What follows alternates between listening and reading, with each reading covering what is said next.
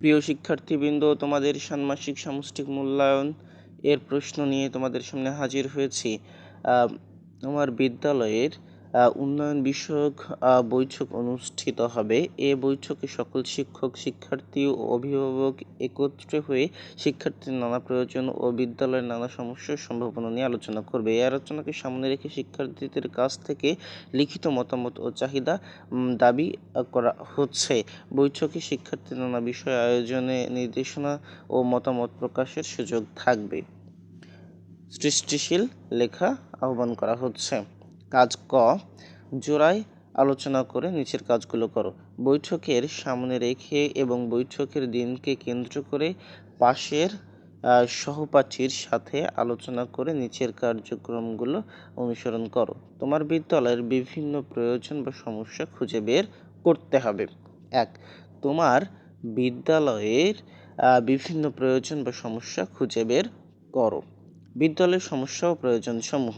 1. শিক্ষার্থীর মতামত। শিক্ষকের সংখ্যা কম এবং আসন সংখ্যা পর্যাপ্ত নয়। পর্যাপ্ত শিক্ষণ উপকরণের অভাব।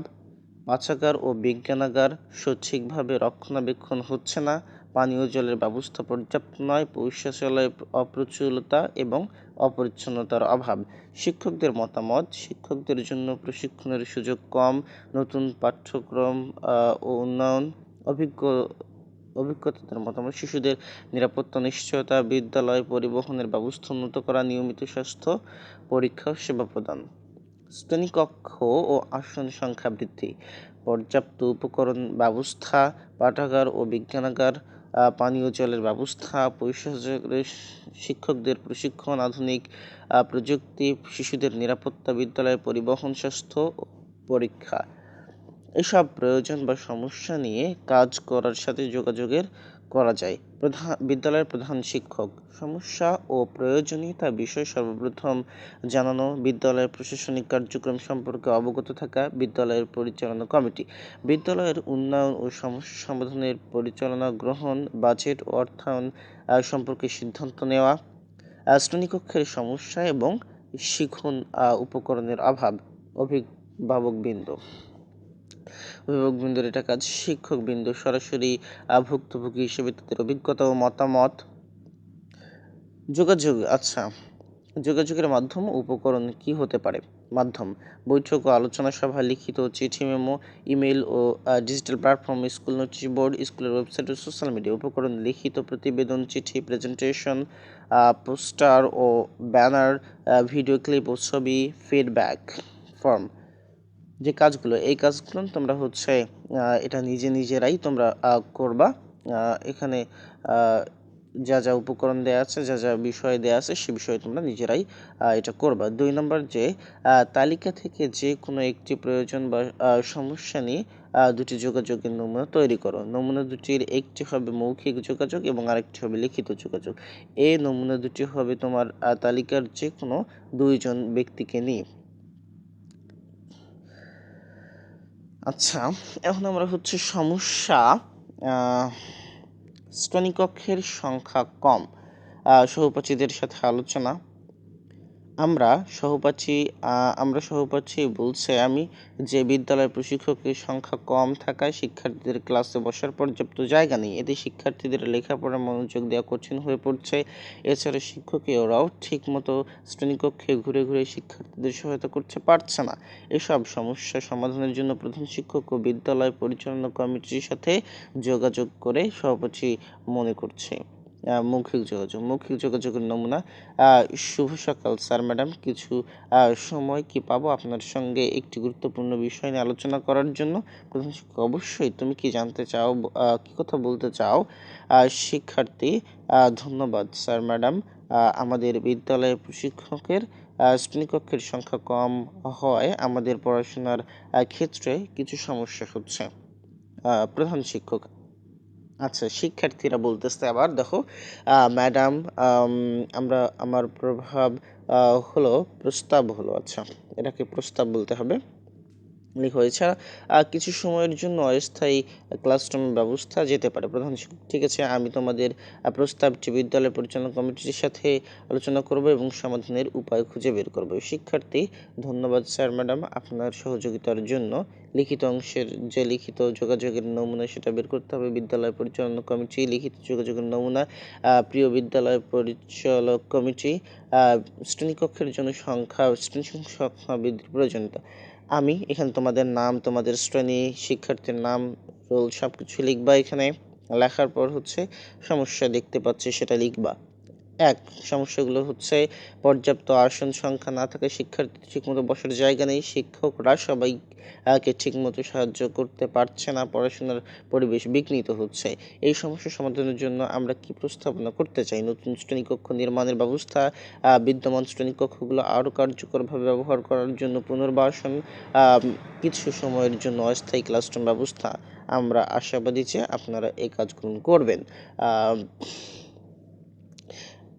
এখানে কাগজের দেয়ালে আমাদের পোস্টার লাগাতে হবে। কাজটি করতে হবে দেয়াল দলগত আলোচনার মাধ্যমে। আচ্ছা, এবার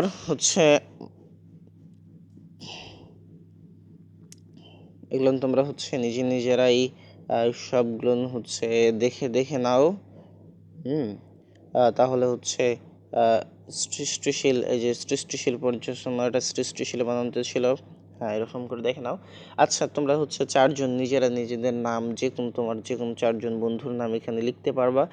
লিখে একটা দল গঠন করতে পারবা, অথবা তোমরা যারা যারা দলে আসো তারা লিখতে পারো। দলীয় আলোচনার মাধ্যমে সিদ্ধান্ত সেটা লিখতে পারবা। এখানে যেমন এক, বিদ্যালয়ের বর্তমান সমস্যা, সম্ভাবনা, শিক্ষার্থীদের চাহিদা, প্রয়োজন, শিক্ষকদের অবদান, দায়িত্ব, বিদ্যালয়ের উন্নয়নের জন্য প্রস্তাবনা।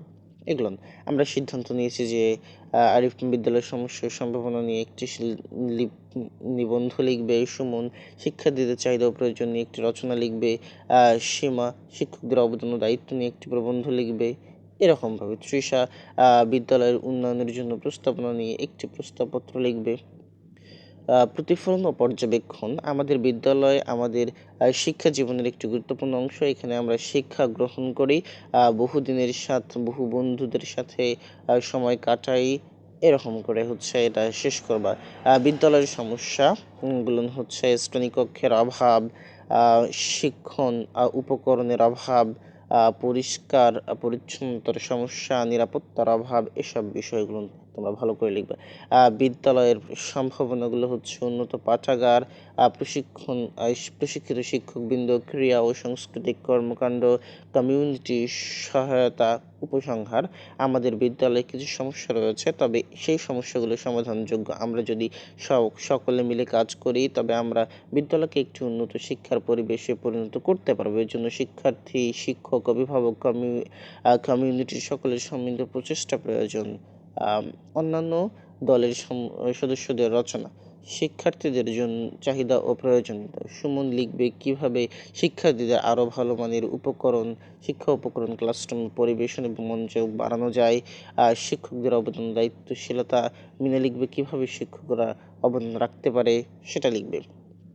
নিচের সবগুলো তোমরা দেখে দেখে দেখে দেখে এগুলো লিখতে পারবা। আর পরবর্তী সকল পরীক্ষার জন্য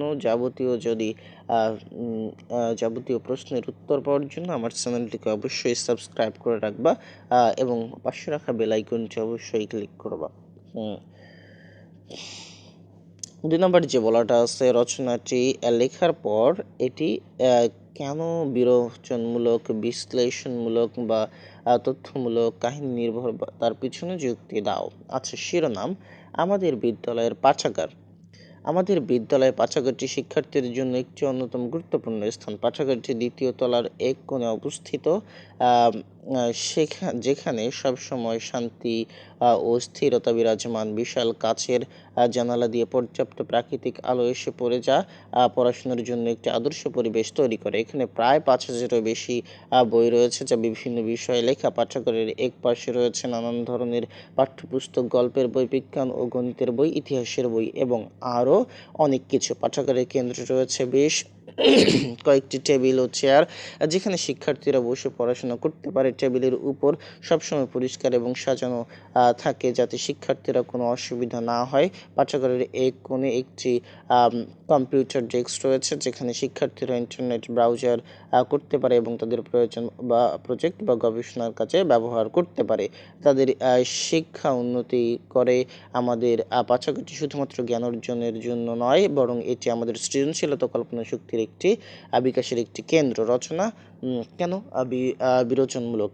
এই রচনাটি বিরোচনমূলক কারণ এতে আমাদের বিদ্যালয়ের পাঠাগারের বিবরণ, তার অবস্থান, ভেতরের পরিবেশ, বিভিন্ন বইয়ের ধরন এবং পাঠাগারের অনন্য সুবিধাগুলো সম্পর্কে বিস্তারিতভাবে বর্ণনা করা হয়েছে। পাঠাগারের কাঠামো, পাঠ্যপুস্তক, টেবিল, চেয়ার, অন্যান্য সুযোগ সুবিধার বিবরণ দেওয়া হয়েছে যা পাঠাগার সম্পর্কে পাঠককে স্পষ্ট ধারণা দেয়। এর ফলে এটি একটি সম্পূর্ণ বিরোচনমূলক হিসেবে চিহ্নিত করে। এবার হচ্ছে যে জিনিসটা আমরা পড়ব সেটা হচ্ছে বাক্যের বিশ্লেষণ। বাক্য। আমাদের বিদ্যালয়ে পাঠাগারটি শিক্ষার্থীর জন্য একটি অন্যতম গুরুত্বপূর্ণ স্থান। উদ্দেশ্য। আমাদের বিদ্যালয়ের পাঠাগারটি বিধিও একটি অন্যতম গুরুত্বপূর্ণ স্থান। উদ্দেশ্য প্রসারণ। আমাদের বিদ্যালয় বিধি ও প্রসারণ শিক্ষার্থীদের জন্য। বাক্য ২। এখানে প্রায় ৫,০০০-এর বেশি বই রয়েছে যা বিভিন্ন বিষয়ে লেখা। উদ্দেশ্য। এখানে বিধি ও ৫,০০০-এর বেশি বই রয়েছে। উদ্দেশ্য প্রসারক নেই, বিধি ও প্রসারক যা বিভিন্ন বিষয়ে লেখা।